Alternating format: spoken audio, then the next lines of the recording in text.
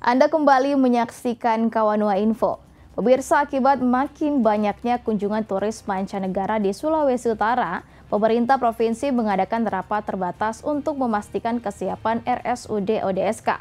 Gubernur Oli Dondo Kambe mengatakan Pemprov akan siapkan anggaran untuk melengkapi fasilitas di rumah sakit daerah tersebut. Menyikapi banyaknya kunjungan turis mancanegara serta adanya rute penerbangan baru ke Manado, Sulawesi Utara, pemerintah Provinsi Sulut ingin memastikan para turis mendapat layanan kesehatan prima. Usai rapat terbatas yang diadakan di RSUD ODSK Jalan Bethesda, Kota Manado, pemerintah provinsi akan menyiapkan anggaran untuk merampungkan RSUD ODSK menjadi destinasi health tourism. Kita lagi melihat kesiapan dari rumah sakit ODSK untuk melayani para turis-turis.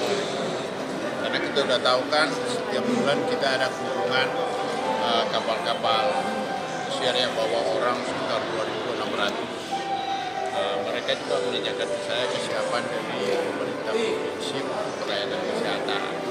Lagi kita sudah mulai buka penerbangan dari Bali, Transnusa, Soro, mana-mana.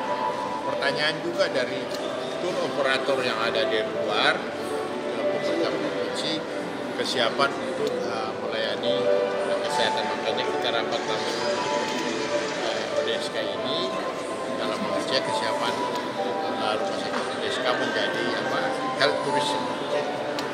Ternyata kita akan kemarin berkata rapat di sini sehingga kita siap. Kita cuma siap apa-apa, tapi kita harus siap semua. Kita sudah siap, apa yang masih kurang-kurang kita akan penuhi dalam APBD kita supaya semua bisa selesai. Diketahui pada bulan Maret ini saja sudah ada 4 kapal pesiar dengan ribuan turis mancanegara yang singgah di Pelabuhan Bitung, Sulawesi Utara. Diperkirakan jumlah turis yang berkunjung di Bumi Nyur melambai akan makin meningkat dari waktu ke waktu. Regina Mangke melaporkan untuk Kawanua TV.